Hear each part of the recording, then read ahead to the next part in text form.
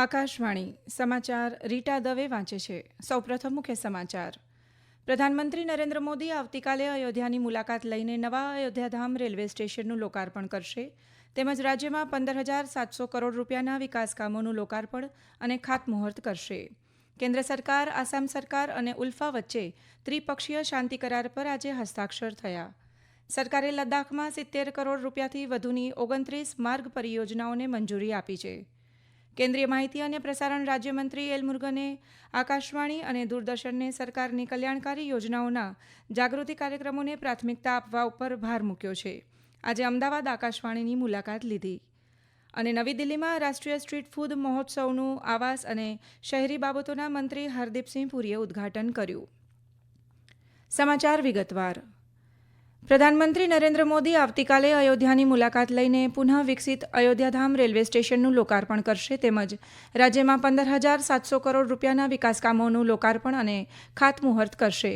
જેમાં અયોધ્યા અને તેના આસપાસના પરિસરમાં 11,100 કરોડ રૂપિયાના વિકાસ કામોનું તેમજ ઉત્તર પ્રદેશમાં 4,600 કરોડ રૂપિયાથી વધુના ખર્ચના વિકાસ કામોનું લોકાર્પણ અને ખાતમુહૂર્તનો સમાવેશ થાય છે.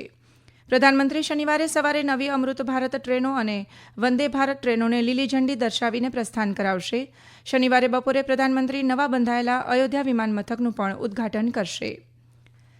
આસામમાં શાંતિ સ્થાપવાની દિશામાં આજે એક ઐતિહાસિક ત્રિપક્ષીય સંધિ થઈ છે. નવી દિલ્હીમાં કેન્દ્ર સરકાર, આસામ સરકાર અને આસામ સંયુક્ત મુક્તિ મોરચા ઉલ્ફા વચ્ચેના શાંતિ કરાર પર સહીઓ થઈ છે.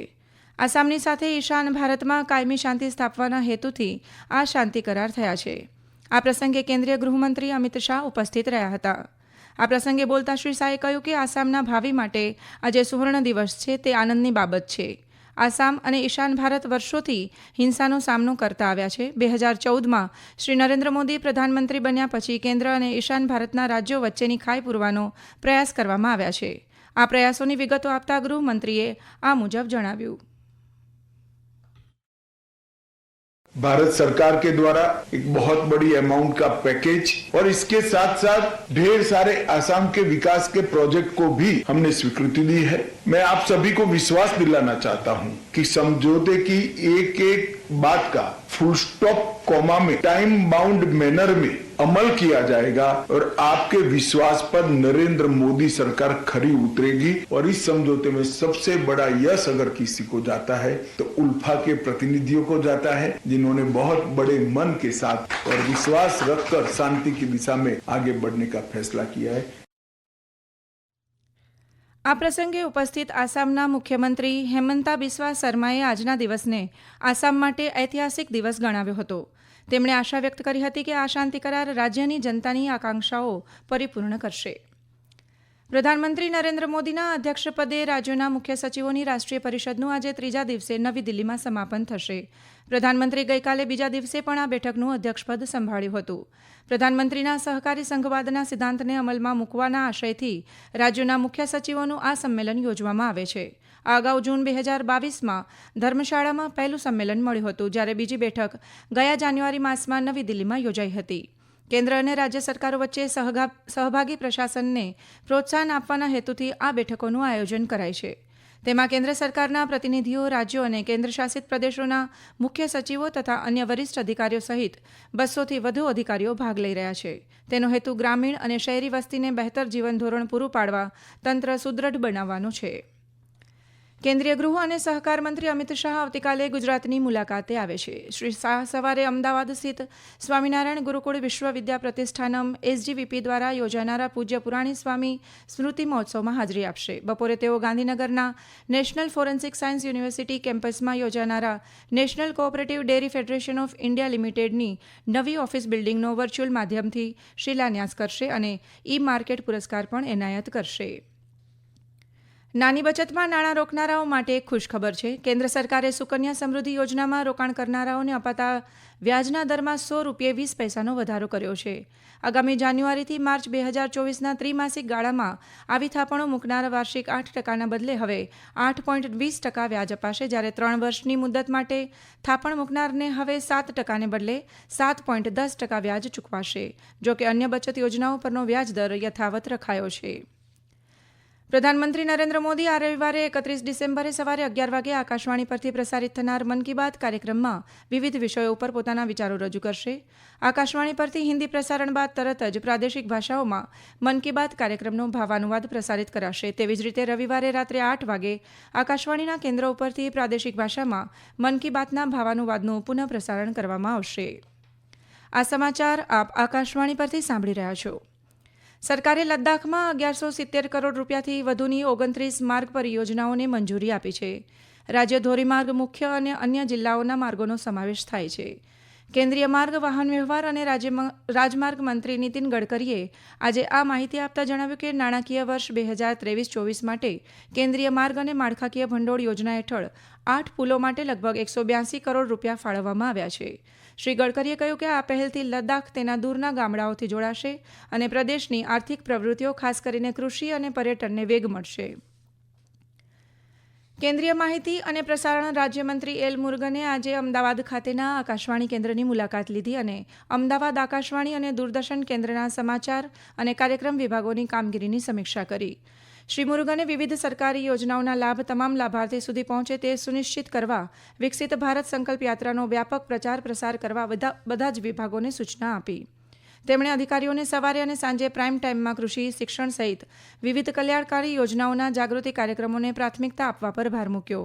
શ્રી મુરુગને અધિકારીઓને દેશ અને પ્રદેશના સમૃદ્ધ વારસા, પરંપરા અને સંસ્કૃતિને પ્રોત્સાહન આપવા નવતર કાર્યક્રમો બનાવવા માટે અધિકારીઓને સૂચના આપી. રાજ્યની એક દિવસની મુલાકાતે આવેલા એલ મુરુગને ગુજરાતના મુખ્યમંત્રી ભૂપેન્દ્ર પટેલ સાથે બેઠક કરી અને છેવાડાના માનવ સુધી રાજ્ય અને કેન્દ્રની વિવિધ યોજનાઓ અંગે જાગૃતિ ફેલાવવામાં સરકારના પ્રચાર માધ્યમોની સુચારુ ભૂમિકા અંગે વિચાર વિમર્શ કર્યો. આવાસ અને શહેરી બાબતોના મંત્રી હરદીપસિંહ પુરીએ આજે નવી દિલ્હીમાં નેશનલ સ્ટ્રીટ ફૂડ ફેસ્ટિવલનું ઉદ્ઘાટન કર્યું. આ પ્રસંગે શ્રી પુરીએ ફેરિયાઓને લોન આપવા બદલ પીએમ સ્વનિધિ યોજનાની પ્રશંસા કરી. ફેરિયાઓના પ્રયાસોની પણ પ્રશંસા કરતા તેમણે કહ્યું કે તેઓ હવે નાના ઉદ્યોગ સાહસિકો બની ગયા છે, જે એક સકારાત્મક વલણ દર્શાવે છે. ફેરિયાઓના રાષ્ટ્રીય મંડળ દ્વારા આ મહિનાની 31મી તારીખ સુધી નવી દિલ્હીના જવાહરલાલ નહેરુ સ્ટેડિયમ ખાતે ફૂડ ફેસ્ટિવલની 13મી આવૃત્તિનું આયોજન કરવામાં આવ્યું છે. આ 3 દિવસીય ઉત્સવનો હેતુ સ્ટ્રીટ ફૂડ અને વિક્રેતાઓને ઓળખ આપવાનો છે. બપોરે 12 વાગ્યાથી રાત્રે 10 વાગ્યા સુધી લોકો આ ફૂડ ફેસ્ટિવલની મુલાકાત લઈ શકે છે. કેન્દ્રીય આરોગ્ય અને કુટુંબ કલ્યાણ મંત્રી ડોક્ટર મનસુખ માંડવિયાએ આજે આંધ્રપ્રદેશના વિજયવાડામાં ગંભીર બીમારીમાં સારવાર માટેના 2 બ્લોકનું અને રોગ નિદાન કેન્દ્રનું ખાતમુહૂર્ત કર્યું. તેમણે આંધ્રપ્રદેશના 7 અલગ અલગ જિલ્લાઓમાં જાહેર આરોગ્ય નિદાન પ્રયોગશાળાઓનું ઉદ્ઘાટન પણ કર્યું. પ્રાસંગિક ઉદ્બોધનમાં ડોક્ટર માંડવિયાએ કહ્યું કે આ સુવિધાઓ મળતી થઈ જશે એટલે આંધ્રપ્રદેશની જનતાને ગુણવત્તાયુક્ત તબીબી સેવાઓ પૂરી પાડવામાં મહત્વનો ફાળો આપવા લાગશે. આરોગ્ય મંત્રીએ ઉમેર્યું કે નાગરિકોને ગુણવત્તાયુક્ત આરોગ્ય સેવા, માળખું અને સેવાઓ પૂરી પાડવાની સરકારની જવાબદારી અંગે વચનબદ્ધતા પણ છે, કારણ કે સ્વસ્થ દેશ જ વિકસિત દેશ બનવાની સ્વપ્રેરણા મેળવી શકે છે. તેમણે જણાવ્યું હતું કે દેશમાં આરોગ્ય સેવાઓનું માળખું વધુ સુદૃઢ બનાવવા કેન્દ્ર સરકાર સર્વગ્રાહી અભિગમ અપનાવી રહી છે. આ માટે તબીબી અને નર્સિંગ કોલેજોમાં પણ વધારો કરી રહી છે. દેશમાં આજે એમ્સની સંખ્યા વધીને 23 થઈ છે. સમારંભમાં ઉપસ્થિત આંધ્રપ્રદેશના આરોગ્ય મંત્રી સુશ્રી વિડાદલા રજનીએ રાજ્યમાં આરોગ્ય સેવાઓ સુધારવા કરાઈ રહેલા પ્રયાસોની વિગતો આપી હતી. વિદેશ મંત્રાલયે જણાવ્યું છે કે કતાર દેશની અદાલતે નૌકાદળના 8 અભૂતપૂર્વ કર્મચારીઓની સજા ઘટાડાઈ છે, પરંતુ વિગતવાર ચુકાદાની માહિતી આપવાની બાકી છે. વિદેશ મંત્રાલયના પ્રવક્તા અરિંદમ બાગચીએ આજે સાંજે નવી દિલ્હીમાં પત્રકારોને જણાવ્યું કે કતારમાં ફસાયેલા ભારતીયો અને તેમના કુટુંબોના હિતની રક્ષા સરકારની ટોચની ચિંતાનો વિષય છે. વિદેશ મંત્રાલય કાનૂની નિષ્ણાંતો અને આ નાગરિકોના કુટુંબીઓ સાથે હવે પછીના શક્ય પગલાઓની ચર્ચા કરશે. તેમણે પ્રસાર માધ્યમોને પૂર્વધારણાઓ નહીં બાંધવાનો અનુરોધ કર્યો હતો. આકાશવાણીના પ્રાદેશિક સમાચાર વિભાગના સમાચાર વાચક શ્રીરંગ તેંડુલકર આજે વય મર્યાદાથી સેવાનિવૃત્ત થયા છે. ગુજરાતી સાહિત્ય સાથે અનુસ્નાતક થયેલા શ્રીરંગ તેંડુલકર નવેમ્બર 1993માં આકાશવાણી સમાચાર સાથે નવી દિલ્હીમાં જોડાયા હતા. ગુજરાતી, અંગ્રેજી અને સંસ્કૃત મરાઠી સાહિત્યના ઊંડા અભ્યાસુ શ્રીરંગભાઈએ પ્રાદેશિક સમાચારના શ્રોતાઓમાં ઘેઘૂર અવાજ, સ્પષ્ટ ઉચ્ચારણ અને શબ્દ લાઘવ માટે લોકપ્રિય બન્યા હતા. પ્રાદેશિક સમાચાર વિભાગના વડા ભરત દેવમણી, કેન્દ્રના વડા શ્રી NL ચૌહાણ, સંવાદદાતા સુશ્રી અપર્ણા ખૂટ સાથે સમાચાર વાચકો અને કર્મયોગીઓ વગેરે તેમની સેવાઓની પ્રશંસા કરી હતી. તેમને તંદુરસ્ત નવવૃત્ત જીવનની શુભેચ્છાઓ પાઠવી હતી. અંતમાં મુખ્ય સમાચાર ફરી એકવાર. પ્રધાનમંત્રી નરેન્દ્ર મોદી આવતીકાલે અયોધ્યાની મુલાકાત લઈ નવા અયોધ્યા ધામનું લોકાર્પણ કરશે. કેન્દ્ર સરકાર, આસામ સરકાર અને ઉલ્ફા વચ્ચે ત્રિપક્ષીય શાંતિ કરાર પર હસ્તાક્ષર થયા. અને નવી દિલ્હીમાં રાષ્ટ્રીય સ્ટ્રીટ ફૂડ મહોત્સવનું આવાસ અને શહેરી બાબતોના મંત્રી હરદીપસિંહ પુરીએ ઉદ્ઘાટન કર્યું. આ સાથે જ સમાચાર પૂરા થયા.